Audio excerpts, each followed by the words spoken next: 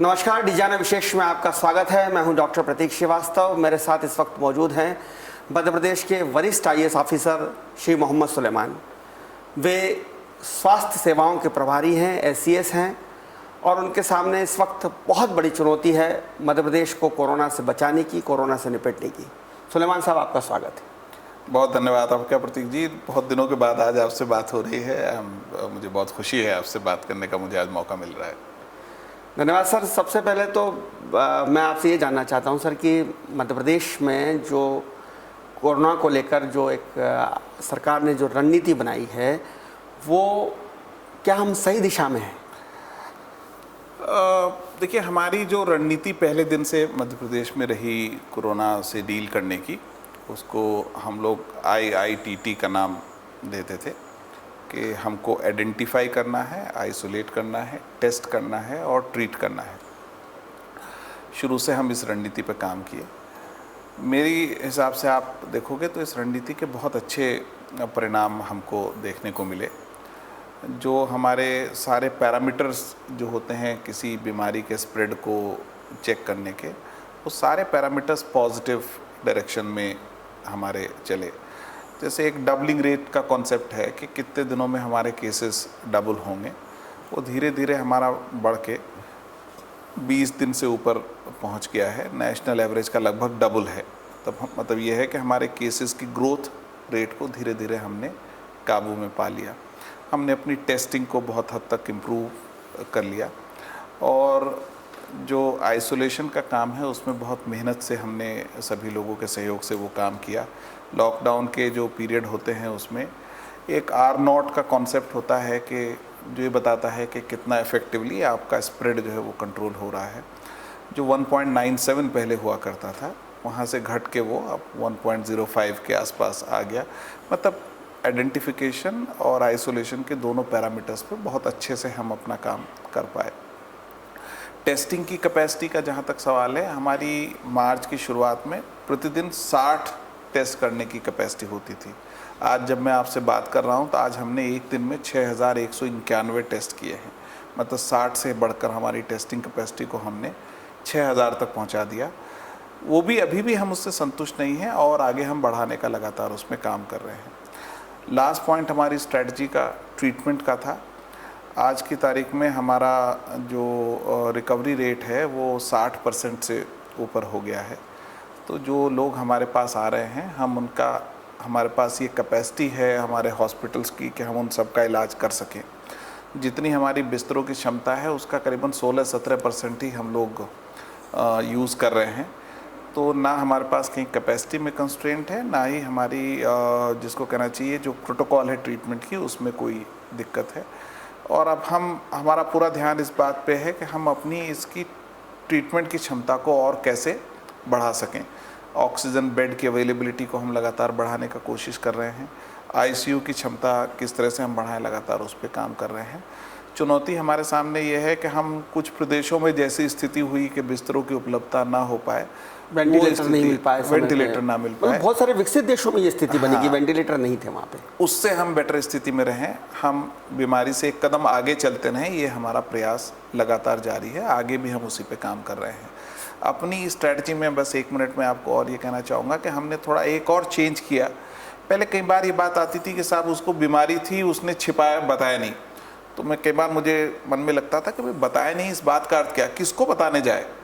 मतलब क्या वो कलेक्टर के बंगले तो नहीं जाएगा हर आदमी बताने के लिए कि मुझे बीमारी हो गई? तो उससे निपटने के लिए अब हमने एक फीवर क्लिनिक का नया एक्सपेरिमेंट हमने शुरू किया है कि अगर आपको लगता है आप में सिम्टम है तो आप फीवर क्लिनिक आ जाएं। वहाँ हमारे डॉक्टर्स आपको देख लेंगे, ज़रूरत पड़ेगी तो आपका सैंपल लेंगे और आपको ट्रीटमेंट के लिए एडमिट कर सकेंगे। तो ये एक हमने नया एडिशन अपना किया है। सर, फीवर क्लिनिक का भी कुछ जगह विरोध शुरू हुआ है, जैसे इंदौर में भी 1-2 जगह हुआ कि हमारे यहाँ फीवर क्लिनिक क्यों खोल रहे हैं? तो कैसे, क्या जागरूकता का अभाव है लोगों में, लोग समझना नहीं चाहते? आई वुड से कि कई बार होता है आदमी सही जानकारी ना होने के अभाव में, जागरूकता के अभाव में या गलत जानकारी के कारण कई बार आदमी परेशान हो जाता है। जैसे देखिए, हमको कोरोना के बारे में, कोविड के बारे में ये बात समझनी होगी कि ये एयरबॉर्न वायरस नहीं है। मतलब ऐसा नहीं होता कि मैं यहाँ बैठा हूँ और हवा में वायरस टहल रहा है जो किसी दूसरे को लग जाएगा। वायरस केवल मुंह, नाक या आँख के थ्रू अंदर जा सकता है, जो केवल टच से संभव है। तो किसी एरिया में फीवर क्लिनिक से ये संभावना बिल्कुल नहीं होती कि हवा में फैलता हुआ वायरस दूसरे लोगों को लग जाएगा। लेकिन ये बात भी सच है कि जब फीवर क्लिनिक बनेगा तो लोग वहाँ आएंगे। हमारी एक्सपेक्टेशन ये है कि लोग वहाँ आए, तो वहाँ ऐसी सुविधाएं होना चाहिए कि लोग वहाँ आ सकें, प्रॉपर आइसोलेशन डिस्टेंस मेंटेन करते हुए अपने को दिखा सके। मतलब वो भीड़ भरी जगह ना हो, भीड़ भरी गली ना हो, लोगों के पास बैठने की व्यवस्था हो, ऐसा ना हो कि उसके कारण कोई बात हो। तो उसको ज़रूरत इस बात की है कि फीवर क्लिनिक हम कहाँ बना रहे हैं, उस जगह का चयन सावधानीपूर्ण तरीके से किया जाए, सुविधाएं भी हों और लोगों को दिक्कत भी ना हो। दोनों बातों को बैलेंस करना चाहिए उसके लिए। सर, जैसा कि WHO ने ये आशंका व्यक्त की है कि जून मध्य में और जुलाई तक एक बार फिर से बूम आएगा, स्पाइस होगा, और जिस तरह से बाज़ार खोले जा रहे हैं, अनलॉकडाउन 1 शुरू हो गया है, लोग प्रॉपर सोशल डिस्टेंस का मेंटेन नहीं कर रहे हैं, तो ये आशंका एक्सपर्ट्स भी हमारे व्यक्त कर रहे हैं। एम्स के टीम ने भी ये आशंका व्यक्त की है कि शायद एक बार फिर से बूम आए। क्या तैयारी है उसकी आपके पास? मैं इसको दूसरे तरीके से देखिए, जब लॉकडाउन भी किया तो लॉकडाउन करने के साथ भी ये बात थी कि ये लॉकडाउन हमारे ग्रोथ कर्व को फ्लैटन करेगा। ये 100% नहीं कह सकते कि लॉकडाउन से वो खत्म हो जाएगा। ग्रोथ कर्व को फ्लैटन करना था, मतलब संख्या में हमको नियंत्रण में रखना चेन को था, तोड़ना था। तो उसका एडवांटेज होता है कि वो जो हमको समय मिला उसमें हम अपनी टेस्टिंग क्षमता को बढ़ा पाए और उसमें अपनी हॉस्पिटल में ट्रीटमेंट की कैपेसिटी को हम बढ़ा पाए। तो ये बात तो ठीक है, सभी लोग ये कहते हैं कि देखिए कोविड वायरस अभी है, कहीं गया नहीं, और ये बात भी इतनी ही सच है कि आज की तारीख में भी उसकी कोई वैक्सीन अवेलेबल नहीं है। ना वैक्सीन है, ना वायरस कहीं गया है, तो हमको वायरस के साथ जीना सीखना है। आप आर्थिक गतिविधियों को अनंत काल के लिए बंद नहीं कर सकते, नहीं तो वो अपने आप में ज़्यादा भयावह स्थिति निर्मित करेगा। तो हम जब दोनों को चलेंगे तो हमको इस बात को पहचानना होगा कि एक वायरस है, वो विद्यमान है, हमको उससे अपने बचाव के उपाय देखने हैं जो बड़े सिंपल हैं। हाथ धोना, थोड़ा फिजिकल डिस्टेंस बनाए रखना दूसरों से, ये सामान्य सी सावधानियां अपने को बरतनी, मास्क पहनना, सैनिटाइज करना। लेकिन दूसरी बात इतना ही ज़रूरी ये समझना है कि ये वायरस ऐसा नहीं है कि बहुत ज़्यादा फेटल वायरस हो, इट्स बहुत ही कमज़ोर वायरस है। अगर हम टाइम पे अपना इलाज करा लें, उसको आइडेंटिफाई कर लें और अपन इलाज शुरू कर दें, तो 0.5% भी फेटेलिटी नहीं होती। तमिलनाडु में 0.6% फेटेलिटी रेट आ रहा है, जो जहाँ सबसे ज़्यादा माना है, जहाँ 23,000-24,000 लोग बीमार हैं। तो अगर हम टाइमली उसको देख सकें तो इस वायरस से डरने की ज़रूरत नहीं है, ज़रूरत केवल उसके टाइमली पहचान करने की है और सतर्क रहने की, और उससे कोशिश करने की वो लोग जो वल्नरेबल लोग हैं वो उसको अवॉइड कर सके। सीनियर सिटीजन्स, उनके लिए खतरा ज़्यादा है, या जिसके खुद के बीमारी हो, अनकंट्रोल्ड डायबिटिक है, हाइपरटेंशन है, तो उसके चांसेस ज़्यादा ख़राब हैं। तो उनको सावधानी बरतने की ज़रूरत है। वो कोशिश करें कि उनको इन्फेक्शन ना लगे, और लगे तो जल्दी से वो अपना आइडेंटिफाई कर सकें और उनको ऑक्सीजन थेरेपी शुरू हो सके। केवल इतनी सी बात है। तो ये बात आप बिल्कुल सही कह रहे हो। जैसे ये लॉकडाउन खुला, लेबर्स मूवमेंट शुरू हुआ, मध्य प्रदेश के पहले आधे ज़िलों में कोरोना के मरीज थे, लेबर मूवमेंट शुरू होने के बाद बाकी ज़िलों में भी पेशेंट आए। तो ये बड़ा स्वाभाविक है कि जब लॉकडाउन अनलॉक होने लगेगा तो ये संभावना ज़रूर होगी कि कुछ केसेस हमारे बढ़ेंगे। लेकिन जैसा मैंने कहा, हमने अब अपनी टेस्टिंग की क्षमता को उसी हिसाब से कर लिया है और हम अपने बिस्तर की क्षमता को उसी हिसाब से बिस्तर की क्षमता हो गई सर अपने पास, और खासतौर पे आईसीयू बेड्स कितने हैं, वेंटिलेटर कितने हैं? हम लोग अभी हमारे पास जो बेड क्षमता है वो करीबन 8,000 बेड की है, जिसको हम अभी 18,000 पे अगले 1 महीने में लेके जा रहे हैं। तो जैसा मैंने कहा, अभी हमारी कैपेसिटी का 24%, हमारे आज की तारीख में 3,000 केसेस हैं जो एक्टिव केस की श्रेणी में से हैं। उन 3,000 में से भी जो अस्पतालों में है वो मुश्किल से 2,000 के आसपास है, बाकी कोविड केयर सेंटर में या खुद के घर में होम क्वारंटाइन पे हैं। तो ये नंबर है जिसको हमको अस्पतालों में मैनेज करना है, और उससे कहीं ज़्यादा क्षमता हमारे पास है। लेकिन हम इस संभावना को देखते हुए कि मरीज बढ़ सकते हैं, अपनी कैपेसिटी को अकॉर्डिंगली बढ़ा रहे हैं। आईसीयू बेड के साथ साथ वेंटिलेटर की कमी की जिक्र हुआ कि मध्य प्रदेश में वेंटिलेटर्स नहीं है, इंदौर, ग्वालियर, भोपाल जैसी जगह वेंटिलेटर नहीं है। मैंने आपका भी एक स्टेटमेंट पढ़ा था कि कुछ ज़िले ऐसे हैं जहाँ वेंटिलेटर की सुविधा ही नहीं है, उनको कैसे इनफैक्ट ठीक किया जाएगा? कुछ जिले नहीं, हमारे प्रदेश के 17 जिले ऐसे हैं जहां आईसीयू नहीं है। तो हमने अब ये रिसेंटली काम शुरू किए हैं कि हर जिले में 10 बिस्तर का आईसीयू हो सके, और आईसीयू है तो उसके साथ वेंटिलेटर भी हो सके। लेकिन जितना हमारा अनुभव अब तक इस बीमारी को डील करने का है, वो ये कहता है कि हमको वेंटिलेटर का वेट नहीं करना चाहिए। अगर पेशेंट वेंटिलेटर तक पहुंच गया तो उसके सर्वाइवल के चांसेस बहुत कम हो जाते हैं। तो ज़रूरत इस बात की है कि हम टाइमली पहचान कर सकें और शुरू से उसको ऑक्सीजन सपोर्ट दे सकें। इनफैक्ट सारे डॉक्टर्स, मुझे आज मैं इंदौर के मेडिकल कॉलेज के डॉक्टर से बात कर रहा था, उनका परसेप्शन है कि बाईपैप जो है, जिसमें हम शुरू में ऑक्सीजन देने लगते हैं, वो ज़्यादा प्रभावी है वेंटिलेटर तक पहुंचने से रोकने के लिए। तो हमारा पूरा प्रयास आजकल ये है कि हम किसी तरह से लोगों को टाइम रहते अस्पताल में जा सकें, अर्ली प्रेजेंटेशन हो सके और उनको ऑक्सीजन थेरेपी शुरू कर सकें। सर, मध्य प्रदेश में बहुत समय से आर्थिक संकट है, सरकार के पास पैसे की कमी है, हर महीने कर्जा लेना पड़ रहा है बाजार से। अब इस स्थिति में ये महामारी आ गई है, रेवेन्यू कलेक्शन में कमी आई है, सरकार पहले से ही परेशान थी, आर्थिक स्थिति में बजट और ख़राब हो गया है। तो कोरोना से निपटने के लिए आप आर्थिक संसाधन कैसे जुटा रहे हैं? कोरोना से निपटना कोई बहुत महंगा काम नहीं है। पहली बात ये अपने को अपने ध्यान में लाने की ज़रूरत है कि ये बहुत महंगा काम नहीं है। और कोरोना से निपटने के लिए धनराशि की मध्य प्रदेश में, मुझे पता नहीं बाकी जगह क्या स्थिति है, बट हमारे यहाँ बिल्कुल कोई कमी नहीं है। जितना हमारे पास रिक्वायरमेंट है उससे ज़्यादा हमको अभी उपलब्धता है। और इनफैक्ट हमने तो ये कहा है कि हम हर आदमी का फ्री इलाज करने के लिए और फ्री टेस्ट करने के लिए तैयार हैं। एक आयुष्मान योजना चलती है, आप जानते हैं, भारत सरकार की योजना है, हमारे खुद का भी उसमें कंट्रीब्यूशन है। प्रदेश की 78% जनता आयुष्मान योजना की पात्र हितग्राही है, आयुष्मान में कवर होती है। आयुष्मान में कोविड का इलाज एक परमिटेड एक्टिविटी है। सो 78% लोग ऐसे हैं जो आयुष्मान योजना के तहत अपना इलाज कोविड का करा सकते हैं, फ्री करा सकते हैं, जिनको कोई भुगतान करने की ज़रूरत नहीं है। 22% लोग जो हैं वो संपन्न लोग हैं। मैं ये नहीं कह रहा कि वो भी प्राइवेट अस्पताल में जाएं, हम तो उनको भी कह रहे हैं आपको फ्री इलाज कराना है, आप हमारे सरकारी अस्पताल में आ जाइए, हम आपका फ्री इलाज करेंगे। या फिर जिन अस्पताल्स को हमने फुल्ली कॉन्ट्रैक्ट किया है, जैसे भोपाल में चिरायु है या इंदौर में सेम्स है, अगर उसमें कोई नॉन आयुष्मान का हितग्राही भी कोविड का इलाज कराने जाता है तो उसका इलाज भी फ्री है। और मैं फिर कहूँ ये हमारे लिए कोई बहुत बड़ा खर्चे का मुद्दा नहीं है। जान बचाने के प्रश्न पे धनराशि का अभाव आड़े आने दिया जाएगा, ऐसा हमारी नीति बिल्कुल नहीं है। हम हर वो व्यवस्था करेंगे जिससे लोगों को इलाज में किसी तरह की कोई दिक्कत ना होने पाए। ये ज़रूर है कि अगर कोई संपन्न आदमी अपना इलाज किसी प्राइवेट अस्पताल में जाके कराना चाहता है तो उसको तैयार रहना चाहिए कि उसको उसका भुगतान करना पड़ेगा। ऑब्वियसली आप किसी अच्छी जगह जाके इलाज कराएंगे तो आपका खर्चा ऑटोमेटिकली बढ़ेगा, चूँकि वो पर डे स्टे का खर्चा है। किसी अस्पताल में पर डे स्टे 8,000 रुपये में होता है, कहीं 2,000 रुपये में होता है। आप जैसी जगह जाना चाहें, 5 स्टार सुविधा का चाहते हैं अस्पताल में, आपको बहुत बढ़िया एसी वाला रूम मिले तो उसका खर्चा देना चाहिए।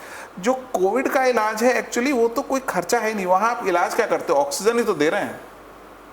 और मलेरिया की दवाई जो चल रही है रेमडेसिविर है या अजॉक्स है, कोई बाईपास सर्जरी हो रही है ना, कोई बहुत महंगी दवाइयाँ लग रही हैं। कुल मिला के आपको हॉस्पिटल में रह के ऑक्सीजन देना है, और अगर कोई दूसरा कॉम्प्लिकेशन डेवलप हुआ तो उसका इलाज करना है। मतलब आपको वहाँ कोई किडनी का इशू होने लगा, आपको कोई हार्ट का इशू होने लगा, उसका इलाज करना है। कोविड का इलाज तो केवल ऑक्सीजन है। सर, पर बीच में अस्पतालों को अपग्रेड करने के लिए, बिस्तरों की व्यवस्था करने के लिए आपने जिला कलेक्टर से कहा कि खनिज निधि का उपयोग करें, तो ये सब तैयारियां अपने पास 5-6 सोर्सेज हैं धनराशि के, और गवर्नमेंट के लिए तो सारे सोर्स एक ही जैसी मान्यता रखते हैं। सबसे बड़ा हमारे पास फंडिंग का सोर्स आज की तारीख में गवर्नमेंट ऑफ इंडिया से मिलने वाली ग्रांट है। NHM के थ्रू हमको बहुत सारा पैसा देते हैं, जिसका हम उपयोग हॉस्पिटल इंफ्रास्ट्रक्चर में भी करते हैं और कंज्यूमेबल्स में भी करते हैं। सामान लगता है उसमें उपयोग करते हैं। दूसरा जो SDRF का फंड होता है, डिज़ास्टर मैनेजमेंट के तहत मिलता है, वो एक बहुत बड़ी धनराशि है जिसका उपयोग ओला पाला में भी होता है, उसका उपयोग इसमें भी करने का हमारा काम चल रहा है। तीसरा जो हमारा खुद का नॉर्मल बजट होता है गवर्नमेंट का, वो एक अवेलेबिलिटी है। चौथा, बहुत सारे लोग CSR के माध्यम से ये काम कर रहे हैं। तो जैसे हमने करीबन 7-8 करोड़ की मशीनें तो CSR के थ्रू खरीदी। हमने लोगों को कहा कि भाई हमको पैसा मत दो, आप हमको मशीन खरीद के दे दो। तो ऑक्सीजन किट से लेकर हर तरह की चीज़ हमने बहुत सारे लोगों से खरीदवाई। उसी में एक ये मिनरल फंड का पैसा भी है जिसका भी स्थानीय परिस्थिति के हिसाब से उपयोग किया जा सकता है। तो हमने कहा कि आप किसी अन्य कार्य के बजाय उसको भी कोविड के इलाज में यूज़ करो। तो ऐसे मल्टीपल सोर्सेज के थ्रू विधायक निधि, विधायक विधानसभा निधि, सांसद निधि, सबके थ्रू जहाँ भी जो व्यवस्था हो सकती है हम कर रहे हैं। मतलब पैसे की कोई कमी कोविड इलाज में नहीं आने दी ऐसा मुझे बिल्कुल नहीं लगता, ना आज की तारीख में कमी है, ना ही आगे कोई कमी आने की मुझे कोई संभावना दिखती है। सर, ये इंदौर में एक बहुत समस्या आई अक्सर कि दूसरी बीमारी के मरीज़ भी अस्पताल वाले ले नहीं रहे थे इलाज करने के लिए। बहुत सारी कोशिश जिला प्रशासन ने की, कलेक्टर ने बहुत सख्त आदेश निकाले, कोई के रजिस्ट्रेशन रद्द करने की बात कही, कलेक्टरों ने डॉक्टर्स पर कार्रवाई भी करवाई, नोडल अधिकारी भी एक स्पेशल बनाया, लेकिन उसके बाद भी अस्पताल मरीजों को लेता नहीं है। कल का ये किस्सा है कि क्लाथ मार्केट अस्पताल ने उल्टी दस्त की सामान्य बीमारी का इलाज नहीं किया, 3 अस्पताल मरीज भटकता रहा, मर गया। चूँकि आप स्वास्थ्य महकमे के सबसे बड़े अधिकारी हैं इस मध्य प्रदेश के, मैं जानना चाहता हूँ कि ये व्यवस्था कब सुधरेगी कि कोई भी आदमी ग्रीन अस्पताल में जाके अपना आसानी से इलाज करा सके? देखिए, ये बड़ा सेंसिटिव विषय है। इनफैक्ट कई लोग ऐसा सोचते हैं कि हम लोग को उस समय ऐसा करना चाहिए कि अस्पताल पे कार्रवाई क्यों नहीं कर देते हैं, और ये बात कई बार आती है। इनफैक्ट हमने जो अस्पतालों की एक संगठन होता है इंडियन मेडिकल एसोसिएशन, उनके लोगों से बातचीत करी, और मैं कहना चाहता हूँ कि कई जगह प्राइवेट हॉस्पिटल्स और प्राइवेट हॉस्पिटल्स के डॉक्टर ने अभूतपूर्व तरीके से कोविड में सहयोग किया। देखिए, दुनिया में कहीं कोई व्यवस्था परफेक्ट नहीं कह सकते। मैं ये नहीं कह सकता कि आईएमए के सारे डॉक्टर अच्छे हैं, लेकिन मैं ये भी नहीं कह सकता कि आईएमए के सारे डॉक्टर खराब हैं। बहुत सारे अच्छे लोग हैं, बहुत सारे खराब लोग हैं। ऐसे ही हमारा गवर्नमेंट सिस्टम है, सभी तरह के लोग सभी जगह होते हैं। पहले कई बार ये बात चलती थी कि हम अपने गवर्नमेंट हॉस्पिटल्स में क्या कोविड का इलाज करेंगे क्या। आज मैंने जैसे तय किया कि एमवाई हॉस्पिटल को हम कोविड में यूज़ नहीं करेंगे, चाहे हमको आगे भी दिक्कत होगी तो हम एमवाई हॉस्पिटल को यूज़ नहीं करेंगे। अल्टीमेटली पूरे क्षेत्र के लोग एमवाई में इलाज कराने के लिए आते हैं। ऐसे ही भोपाल में जैसे आपको याद होगा गैस राहत अस्पताल है BMHRC का, हमने कहा हम बिल्कुल कोविड में यूज़ नहीं करेंगे, उनकी प्रायोरिटी है वो लोग अपना इलाज उसमें कराएं। सो हमको दोनों व्यवस्थाओं को साथ चलाना है। कोविड के 2000-3000 लोग हो सकते हैं, लेकिन लाखों लोग ऐसे हैं जो अन्य बीमारियों के मरीज हैं और जिनको हम उनकी ज़रूरतों को नकार नहीं सकते। किसी को कैंसर का इलाज कराना है तो कराना है, किसी को किडनी का डायलिशन कराना है तो कराना है। वो उन व्यवस्थाओं को, हमारे खुद के नॉर्मल टीकाकरण की व्यवस्था जो बच्चों को हम करते हैं, क्या हम उसको बंद थोड़ी कर देंगे? सारी सुविधाओं, सारी परेशानियों के साथ साथ वो चीज़ें भी हमको रखनी पड़ती हैं। तो इसलिए हम लगातार active dialogue, in fact chief minister साहब ने इंडियन मेडिकल एसोसिएशन के पदाधिकारियों के साथ, नर्सिंग एसोसिएशन, हॉस्पिटल एसोसिएशन के साथ कई बार वीडियो कॉन्फ्रेंसिंग करके बातचीत करी। हमने खुद कई बार लोगों से बातचीत करी। ज़्यादातर अस्पताल चालू हो गए, कुछ जगह अभी भी लोग हो सकता है इक्का दुक्का केस नहीं करते हों, जहाँ जैसी परिस्थिति उसके हिसाब से कार्रवाई करते हैं। बट मुझे पूरा विश्वास है कि जो शुरू में जो कोविड का भय था, जिसके कारण हर आदमी डरा हुआ रहता था, अब वो धीरे धीरे ख़त्म हो गया है। आज की तारीख में लोग ये बात समझने लगे हैं कि नॉर्मल बीमारी की तरह इसका इलाज भी किया जा सकता है, इसमें कोई बड़ी चैलेंज की बात नहीं है। सो अब बहुत सारे, जैसे हमारे फीवर क्लिनिक से तो 700 डॉक्टर जुड़े हैं, निजी डॉक्टर्स। हमने उनको कहा कि भाई आपके पास पेशेंट आता है, डरिए मत, आप उसको हमारे फीवर क्लिनिक में भेज दीजिए। तो अब बहुत हद तक निजी चिकित्सालय काम करने लगे हैं। आप सही कह रहे हैं, हो सकता है अभी भी इक्का दुक्का लोग ऐसे हों जो जिनमें उतनी सेंसिटिविटी ना हो, बट आई एम श्योर साथ मिलकर उनके साथ बात करके उसका भी हल निकल सकता है। सर, इंदौर में जो कोविड के पूरा जो इलाज हुआ उसमें 8 से 10% भागीदारी सरकार की अस्पतालों की है, बाकी पूरा प्राइवेट अस्पतालों पर ये इलाज हुआ। तो इस सरकारी अस्पतालों की भागीदारी बढ़े, मेडिकल कॉलेज की भागीदारी बढ़े, और जैसा कि WHO ने आशंका जाहिर करी है कि शायद बूम आएगा फिर से जून मध्य में और जुलाई तक में, तो हमारे सरकारी अस्पताल तैयार रहे, इसके लिए कोई आप एक एक्शन प्लान बना रहे हैं क्या? आप बिल्कुल सही कह रहे हो। इनफैक्ट ये बहुत ही रेलिवेंट पॉइंट है कि अब तक जो लोग हॉस्पिटल्स में गए, बड़े शहरों में, छोटे शहरों में तो केवल सरकारी हॉस्पिटल हैं तो उसी में गए, लेकिन बड़े शहर जिसको कहते हैं, केवल 2 शहर, बड़े भी नहीं, इंदौर और भोपाल और कुछ हद तक उज्जैन, 3 शहरों में ये हुआ कि पूरा कोविड का लोड प्राइवेट हॉस्पिटल पे हमको ट्रांसफ़र करना पड़ा। जैसे भोपाल में हमारा खुद के मेडिकल कॉलेज में बहुत कम कैपेसिटी यूज़ हुई, लेकिन फॉर्चुनेटली वहाँ एम्स की कैपेसिटी हमको मिल गई, तो एक सपोर्ट हो गया और बाकी हमने एक प्राइवेट हॉस्पिटल टाई अप कर लिया। इंदौर में ज़्यादातर लोड प्राइवेट हॉस्पिटल पे रहा, चूँकि हमारा सिस्टम में कैपेसिटी का अभाव रहा। आज हमने यहाँ लोगों के साथ चर्चा करी है, ऐसा मेरा अंदाज़ा है कि 15 जून तक हमारे गवर्नमेंट सिस्टम में 1000 बेड कोविड के लिए हमको अवेलेबल हो जाएंगे और लगभग 1500 बेड हम प्राइवेट सेक्टर से लेंगे। तो जो कंट्रीब्यूशन अभी 10% था वो बढ़ के ऐसा मेरा अंदाज़ा है कि 35-40% पे पहुंच जाएगा। चूँकि ये तो सही बात है, हमारा गवर्नमेंट पब्लिक हेल्थ इंफ्रास्ट्रक्चर तो पहले यूज़ होना चाहिए, उसके बाद ही हमको प्राइवेट हॉस्पिटल की तरफ जाना चाहिए, तो उस पर हम काम कर रहे हैं।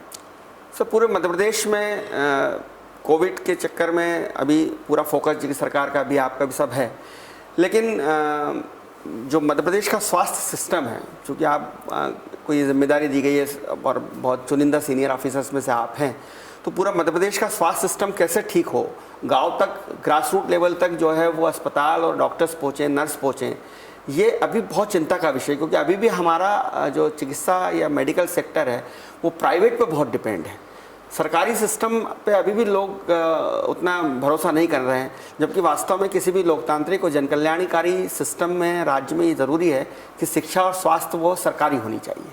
आप in fact it's a valid point कि government system of health care, उसमें इम्प्रूवमेंट की गुंजाइश है।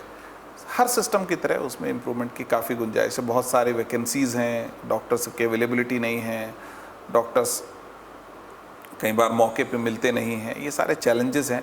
मुझे बहुत कम समय हुआ इस डिपार्टमेंट में, अनफॉर्चुनेटली जब से मैं हूँ केवल कोविड के अलावा कोई और काम नहीं है। मैंने कहा कि अभी तो कोविड, बट चीफ मिनिस्टर साहब ने ये बात मुझे बहुत अच्छे से कही है कि हमको बियॉन्ड कोविड भी देखना होगा कि कोविड के बाद लॉन्ग टर्म में अपने पब्लिक हेल्थ इंफ्रास्ट्रक्चर को कैसे इम्प्रूव करें, उसके मैनेजमेंट को कैसे इम्प्रूव करें। इस पे हम लोग बातचीत शुरू करेंगे, जैसे अवसर होता है कुछ ना कुछ उसमें ज़रूर विचार किया जाएगा। सर, आप इंदौर के कलेक्टर रहे हैं और मुझे ये कहने में बिल्कुल संकोच नहीं कि बहुत ही सफल पारी आपने खेली है, यशस्वी कलेक्टर आप रहे हैं, आपका कार्यकाल आज भी लोग याद करते हैं। आज आपने पूरी समीक्षा में क्या पाया है? इंदौर बड़ा हॉट स्पॉट है, रोज़ लगातार पॉजिटिव्स निकल रहे हैं, बहुत सख्त लॉकडाउन यहाँ पर हुआ है, मार्च के बाद से अप्रैल में तो बहुत सख्त लॉकडाउन हुआ है, लोगों को सब्जी और राशन भी मिलने में तकलीफ आई है, उसके बावजूद भी मरीज़ निकल रहे हैं। तो आपने क्या समीक्षा में पाया? मैं आपको ये भी कहना चाहता हूँ कि मेरी इंदौर की बड़ी अच्छी मेमोरी है इस बात की कि यहाँ पब्लिक अवेयरनेस बहुत ज़्यादा होती है जो बाकी शहरों में नहीं होती। आज के पूरे समीक्षा में मैं इसी निष्कर्ष पे पहुँचा कि इंदौर में जो पब्लिक ने कोविड को मैनेज करने में जो कंट्रीब्यूशन किया है वो बिल्कुल हिस्टोरिकल रिमार्केबल है। शुरुआती दिनों में जो प्रोजेक्शंस आते थे, लगता था इंदौर जिस दिशा में जाएगा वो बहुत ही ख़राब दिखते थे, लेकिन बहुत इंदौर के लोगों ने बहुत कष्ट, 2 महीने घर के अंदर बैठना आसान नहीं होता, लेकिन उन्होंने हर कुर्बानी दी और इंदौर के जो प्रोजेक्शंस थे उसको सक्सेस स्टोरी में कन्वर्ट कर दिया। आज की तारीख में लगभग हर जगह इंदौर को एक सफलता के मॉडल के रूप में देखा जाता है और उसमें पूरी तरह से प्रशासन के साथ इंदौर की जनता का सहयोग है।